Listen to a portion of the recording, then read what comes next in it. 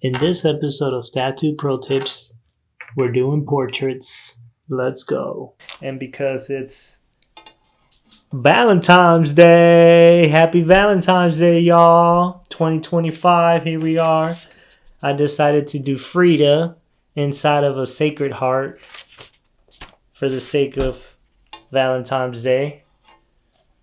These are the tools we're going to need. Some watercolor paintbrushes, big pen, gel pen, white gel pen, Arches watercolor paper, cold press, and you're going to need some graphite paper, some FW paint, and some containers so you can pour your ink in there and close it and work on it as you go. You're going to use the graphite paper so you can transfer your picture onto the watercolor paper. This is great to use if you ever want to transfer your painting onto a piece of wood or something. It's one method you can use. Now I'm going to be showing you how to do this with graphite paper so you can actually transfer the portrait by hand if you didn't have an iPad or something like that. But there is a way to get a actual stencil ready to transfer it to the canvas through your iPad, and if you stick to the end of the video, I'll show you some tricks and tips on how you can do that. But it's also very fun to do it by hand, and you actually get a little bit more pressure sensitivity and things like that that you can play with, that you're not really able to do that on the iPad digitally. Now you're going to get the graphite paper right there, cut it into a little piece, put it on the canvas, place your reference on top of it.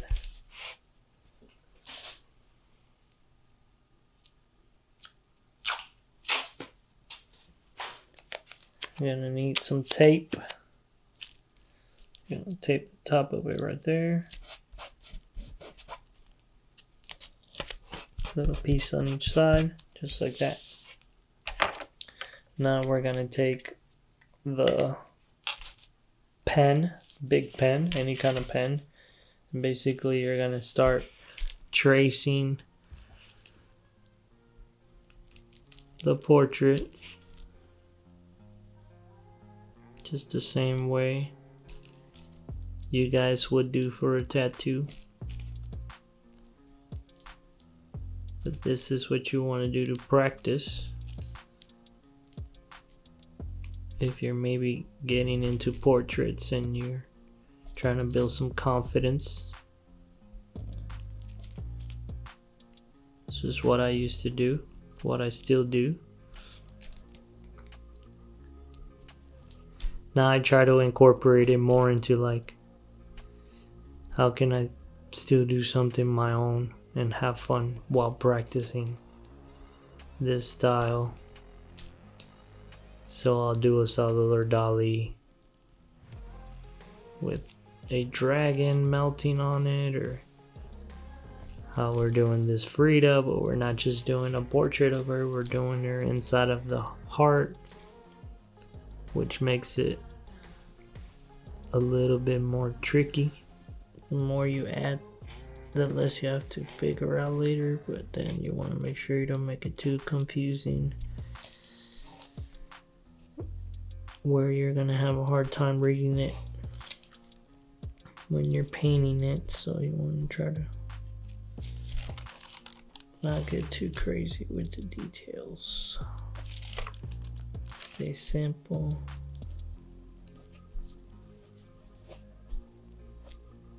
Especially with this one because it's a lot smaller. Cool, so now that we transfer our picture with the graphite paper onto the canvas,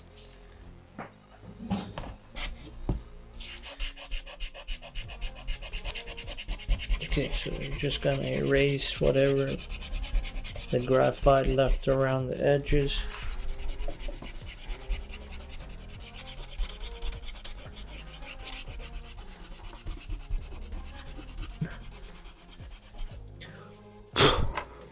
So it's not that solid. when you paint it, it won't be there as much. Cool, so as you can see there, we made 3 different mixes. We made a light, medium, and a dark. Dark, medium, and light. Alright, so we got a little piece of paper on the side. We're gonna basically start off by having 2 brushes just like we did in our traditional watercolor painting, but now we're just gonna apply the same techniques with black and gray, and also trying to use a lot less water because these are tiny little fades. Right? So whatever's black, let's make it black, right? So all of these little, I didn't want to get a little sun on my brush. Let's use this one for fading better.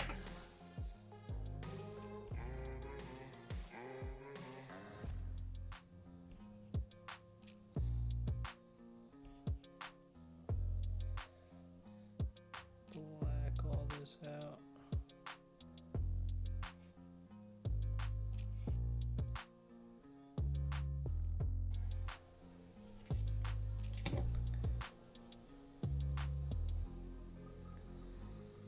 Now here I'm just going back and forth, paying attention to the little details, trying to build it all in there. Sometimes with black and gray realism, I like to use 3 brushes. I'll show you guys in a little bit why, because I just like to use one for only the blacks.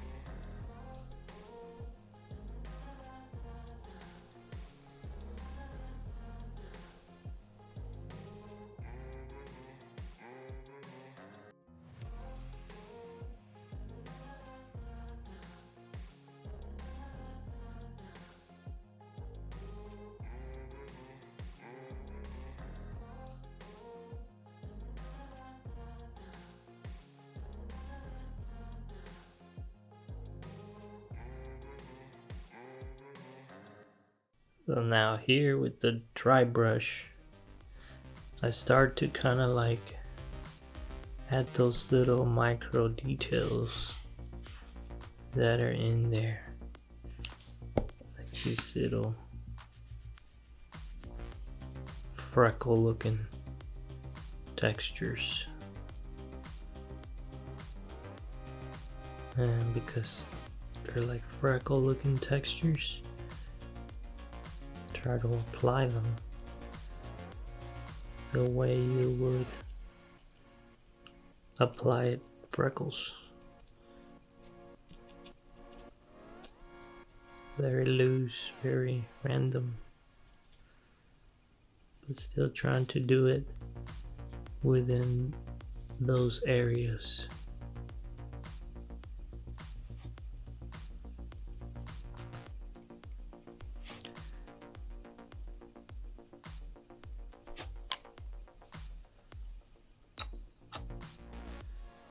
Now you start to see.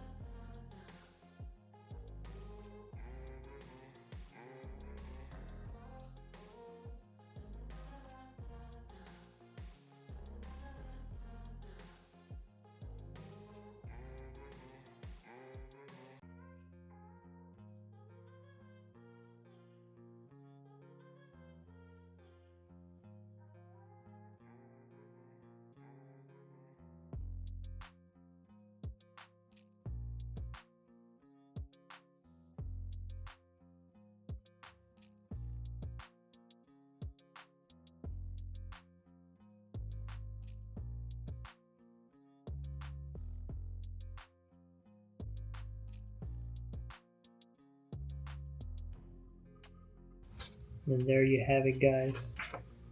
The reference, the original. I always try to make the original painting with a little bit more definition. I feel like when you make it by hand, it gets that effect. What you want to do to make a stencil from your iPad is, once you have your photo turned black and gray, you want to duplicate it 3 times or twice, have 3 photos of it. And then you're going to get the top layer and put it on Divine. From there, you're going to go to Gaussian Blur. You're going to put it around 4 to 7. You don't want to go past 7 because then it turns into shading. So you want to keep it around 4 to 7. We're going to leave it around 5 right there. Then we're going to merge that top layer down with the layer underneath by pinching both of them together. Then you're going to go back over here to curves and you're going to pinch it right in the middle and bring it down, and that's going to help you make that stencil darker. And just like that, now you have a stencil that you can print out and transfer this onto your canvas. Hope this video was helpful. Definitely did not take me 2 hours. I actually had to get into another day to finish it because I couldn't finish it all on Valentine's Day. It took me way too much time and I didn't want to rush it. So I spent almost 3 hours just doing the fire up on the top. That took me quite some time. We're going to add it up and see how much it was. I'm thinking it was probably like a 4-hour mark or something. Like my time got doubled because this jewel stuff takes a lot of time to blend all the tones together and create some depth. And it's very tiny as well, so it took some time to get it all in there, but hopefully you guys learned something, and make sure to subscribe so you can watch the next episode to learn some more.